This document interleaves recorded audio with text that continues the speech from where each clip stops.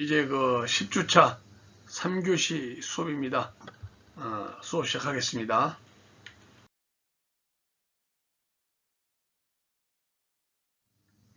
우리가 계속 지금 장애인 교육의 원리도 봤고 또 통합교육과 그 분리교육의 장단점도 또 생각해 봤고 또 우리나라 장애인 교육의 현황을 지금 공부하고 있습니다. 아까 전 시간에 뭐라 그랬어요? 장애인 비율, 학급, 비율, 발달, 지체, 자폐성 이쪽 부류의 장애가 상당수로 지금 프로테이가 높게 나타나고 있습니다. 그런 점 감안을 하고 여러분들이, 왜냐면 여러분들은 특별히 다른 과가 아니고 사회복지학과이기 때문에 뛸래야 뛸 수 없는 관계입니다. 그리고 우리나라 특수교육의 문제점, 또 개선 방안은 어떻게 우리가 논해야 될 것인가도 한번 보겠습니다.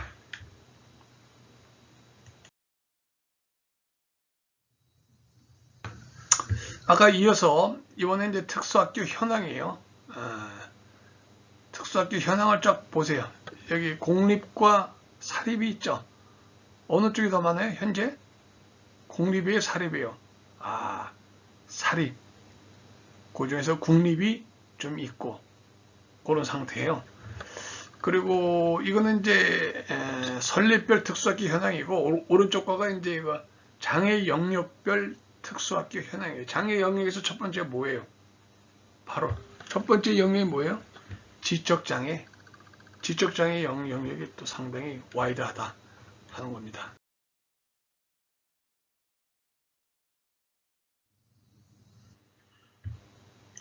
특수학급 현황도 봤고 일반 학급 현황, 여기서 말하는 이제 전일제 통합학급 현황이 한 번씩 보시고 생각하면 됩니다. 특수학급 현황은 어떻게 되고 전일적 통합학급 현황은 어떻게 되냐 하는 것도 생각해 보기 바랍니다. 또 우리나라 특수교육 현황 도표 쭉 나오죠. 시도별 특수학교 현황이 있어요. 이건 계속 연도가 바뀔수록 변화가 되는 거니까 우선 도표에 있는 것만 이렇게 보시고 전체 흐름에서 전체에서 서울 수도권이냐 충청권이냐 전라권이냐 경상권이냐 또 제주권이냐 이렇게 한 번씩 눈으로 보시면서 생각해 보면 됩니다.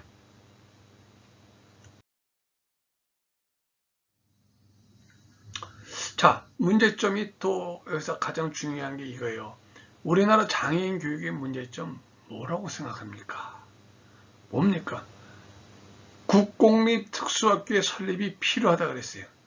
지금 아까 우리가 바로 전에 화면에서 봤듯이 현재 사립이 더 많아요? 공립이 더 많아요? 간발의 차이로 사립이 공립보다 더 많게 차지하고 있고 조그만 부분에 국립이 있어요. 그래서 국공립 특수학교 설립이 필요하다 하는 것을 들 수 있습니다. 또 그나마 수도권에 편중이 되어 있어요. 또 낮은 취약률이 있고 그리고 여기 나와 있는 misplacement 이 문제도 또 있습니다.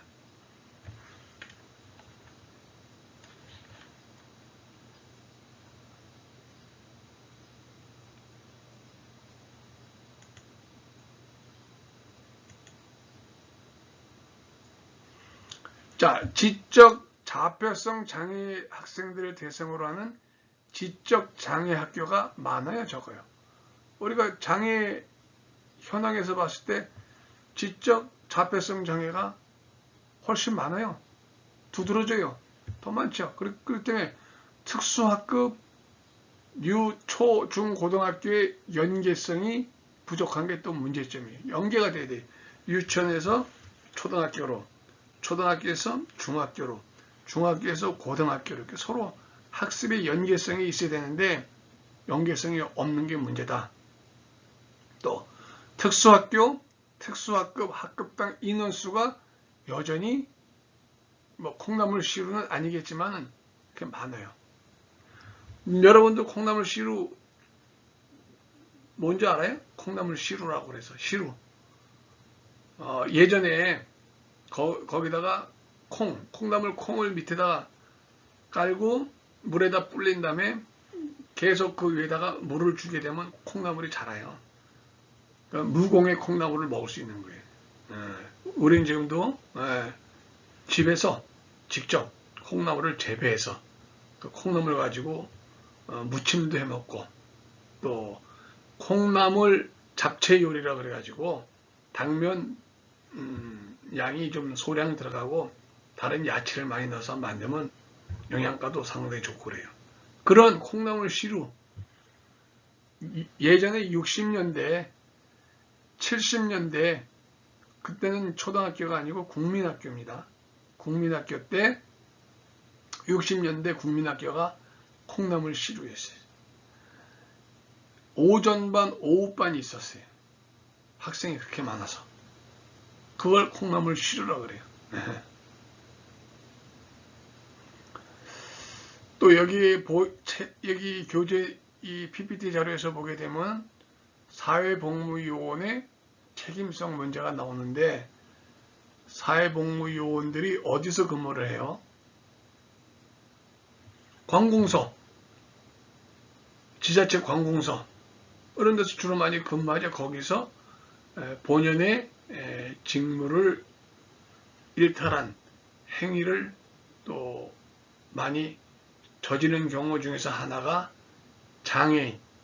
장애인과의 관련된 문제가 또 발생합니다. 그래서 나온 것이 여기 사회복무요원의 책임성을 들고 일어났습니다. 자, 2018년도 특수학급이 1676개 학급이 있는데 요 특수학급에서 학급당 4.6명이 48,848명 2018년도 특수학급 2018년 특수학교 4,747개 학급이 25,919명 학급당 5.5명 아무튼 콩나물 시루는 아니지만은 여전히 비율이 높다. 인원이 많다는 얘기입니다. 또 장애 영아 위한 조기 중재 서비스 체제가 부족해요. 아까 거도 똑같은 얘기인데 우리가 장애인 복지로는 왜 공부합니까? 궁극적으로 장애인 복지로는 비장애인과 장애인이 격을 좀 덜어내자. 가급적으로 그래서 비장애인과 같은 수준에 이르진 못할지라 하더라도 그 정도에 버금가게끔 생활에 나갈 수 있게끔 하자 하는데 모토가 있는 거예요. 보세요. 그러면 그렇게 하기 위해서 영아, 유치, 초등, 중고 학습이 연계가 돼야 되는데 연계가 되지 않고 뚝뚝 끊어져 버리면은 교육의 맥이 끊어지죠. 효율적이에요? 비효율적이죠.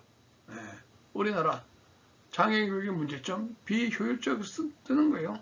또 장애 학생을 위한 대학 편의시설이 많이 또 부족하죠. 아니 유치원도 부족해 초중고도 부족한데 대학도 마찬가지로 여러 가지로 편의시설도 부족하죠. 그러나 지금 많이 그나마 장애 학생들을 위한 편의 제공 차원에서 학습 지원센터가 다 대학마다 개설이 돼 있어 가지고 지원을 해줍니다. 예를 들어서 직무평가, 중간고사, 기말고사 시험 보는 데 써가지고 60분 동안에 다 풀지 못하겠어요. 이렇게 장애를 갖고 있는 학생이 비장애인에 비해서 60분 동안에 다 문제 못 풀어야 할 때 편의를 제공해 주죠. 뭐 대필 학생을 만든다든지 아니면 시간을 더 연장시켜 준다든지 아무튼 그 특성에 맞게끔 편의를 제공해 주는 그런 시스템은 좀 갖춰져 있습니다. 또 평생교육체계 마련이 아직까지는 부족하다. 평생체계 그 말 그대로 이것은 평생 교육이 돼야 된다. 일시적으로 학교 있을 때만 반짝거리는 교육이 아니고 학교 졸업 후에도 평생 살아가는 데 있어가지고 지속적인 학습 활동이 이루어질 수 있는 평생 교육이 활성화돼야 된다 하는 얘기입니다. 여기 보세요. 그래서 고등교육, 복지관 대학도, 발달장애인 평생교육센터 등 다양한 부류의 장애인과 비장애인의 갭을 줄여나가기 위해서 국가가 노력하고 있다 하는 얘기입니다. 노력하고 있죠.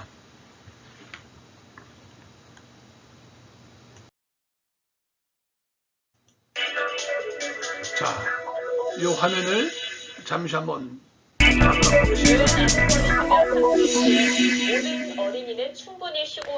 유엔 아동권리협약 31조엔 모든 어린이는 충분히 쉬고 놀 권리가 있다고 명시되어 있습니다. 하지만 놀이터에서도 교육에서도 보이지 않는 벽이 장애아동과 비장애아동을 갈라놓고 있습니다. 장애아동 특수학교는 15년째 단 한 개도 짓지 못했습니다. 지역 이기주의 때문이겠지요. 오늘의 포커스는 어른의 역할을 다시 한번 생각하게 합니다. 그네를 타는 8살 성준이 엄청 신이 나군요. 엄마 기분이 어때? 그네가 독특하게 생겼죠. 다리가 불편한 아이들도 탈 수 있게 만들어진 겁니다. 재밌고요. 이런 놀이터 처음 와보니까 신기해요. 희귀병으로 휠체어에 앉은 2년 전부터 성준이는 친구들과 놀 곳을 잃었습니다.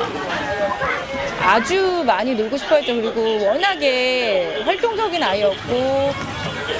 장애인과 비장애인이 한데 어울려 놀 수 있는 이런 놀이터는 전국에 딱 하나뿐입니다.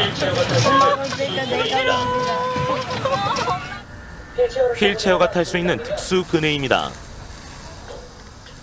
휠체어를 타고 들어가 줄을 당기면 이렇게 그네가 흔들립니다. 3년 전부터 특수 제작에 기부하고 있습니다. 세계적인 소프라노 조수미 씨가 3년 전부터 특수 제작에 기부하고 있습니다. 우리나라에는 아직 하나도 없고 그런 거를 들어서 사실 굉장히 쇼크를 받았어요.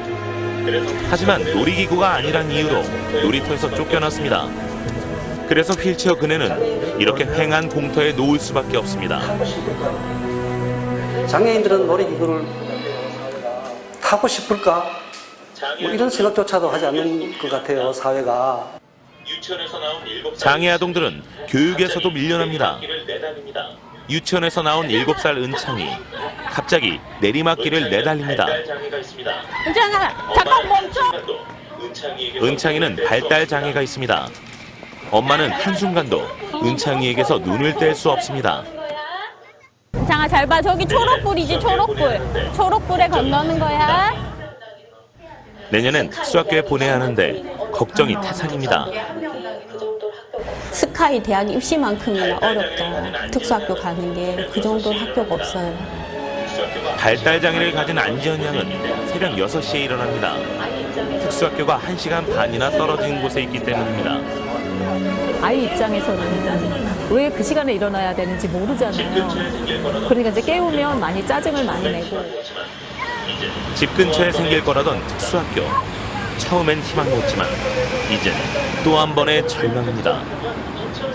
이곳에 들어설 예정인 발달장애 학생들을 위한 특수학교는 2019년 3월 개교를 목표로 하고 있지만 주민 반발로 인해 아직 공사 시작조차 하지 못했습니다. 고성과 삿대질, 몸싸움, 공청회는 난장판이 됐습니다.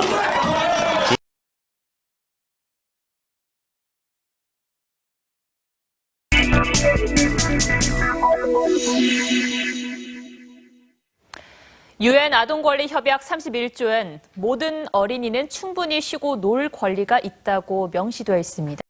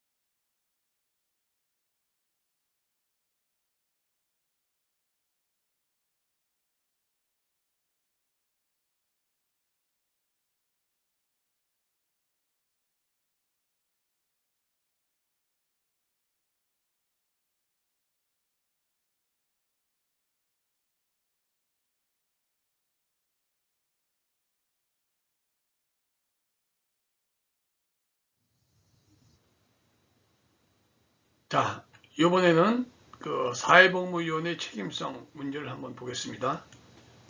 특수학교의 사회복무요원이 발달장애 학생들을 무차별 폭행하고 조롱한 사건에 대해서 경찰이 본격 수사에 나섰습니다. 학교 교직원이 반복적인 폭행 사실을 보고받고도 별다른 조치를 취하지 않았다는 내부 증언도 나왔습니다. 김민찬 기자가 보도합니다. 말 못하는 발달장애 학생이 건장한 성인 남성에게 주먹으로 계속 얻어맞습니다. 화장실에선 이른바 얼차려를 시키는가 하면 캐비닛에 가두고 책상 밑에 들어가 나오지 못하게 하는 가혹 행위도 서슴지 않습니다. 모두 올해 5월부터 지난달까지 특수학교인 서울 인강학교에서 벌어진 일입니다. 학생들을 무차별 폭행하는 이들은 군 복무 대신 특수학교에서 근무하는 사회복무요원들입니다. 충격적인 폭행 장면이 공개되자 학부모 100여 명은 긴급총회를 열었습니다. 한숨도 못 자고 학교 안보이식으로 떠밀렸었고 내 자식에게 나를 먹고 싶은 죄책감에 교사들은 고개를 숙였습니다.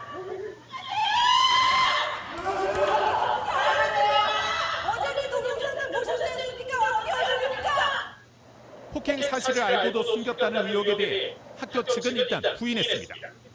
지난 5월 한 사회복무요원의 문제 제기가 행정실장에게 전달됐지만 훈계하는 선에서 일이 마무리돼 특수학교의 사회복무요원이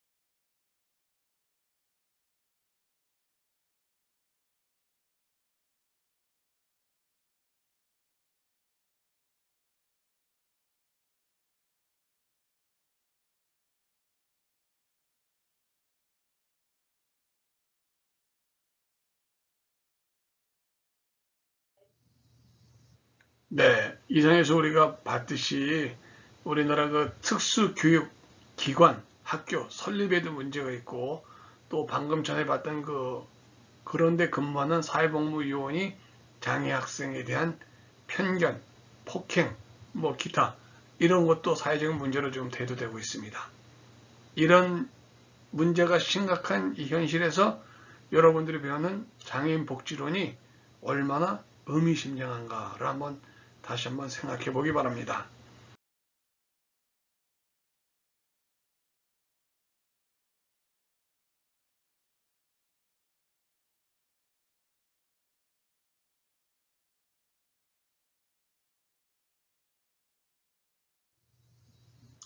자, 우리가 계속 이 문제를 가지고 논했고 또 동영상도 봤고 느껴봤습니다. 우리나라 특수교육 개편 방향은 어떤 식으로 나가야 되느냐 보세요. 장애 아동의 완전한 교육 기회가 보장이 돼야 되고 특수교육 내용과 방법의 질적 제고를 위한 구체적인 방안이 필요하고 또 의식 전환이 필요하고요. 학생과 교원, 직원 등 행정 인력 모두가 다 의식 전환이 필요합니다. 또 학교 졸업 후 성인으로서 독립생활을 영위할 수 있도록 지원이 영구적으로 필요하다 하는 데 들 수 있습니다. 우리가 이렇게 해서 10주차 3교시 수업을 마치며 이번 10주차의 질의응답은 뭐라고 그랬어요? 통합교육과 분리교육의 장단점에 대해서 논하시오. 자, 교수님 질의응답이 뭐예요? 이렇게 물어보는 학생들 있어서는 안 되겠죠. 통합교육과 분리교육의 장단점에 대해서 본인의 의견을 개진한 논하시오입니다. 써주시기 바랍니다. 자, 열심히들 공부하시고 다음 주차 또 미래를 알 수 없지만은 아무튼 다음 주 시간에 보도록 하겠습니다. 수고했습니다.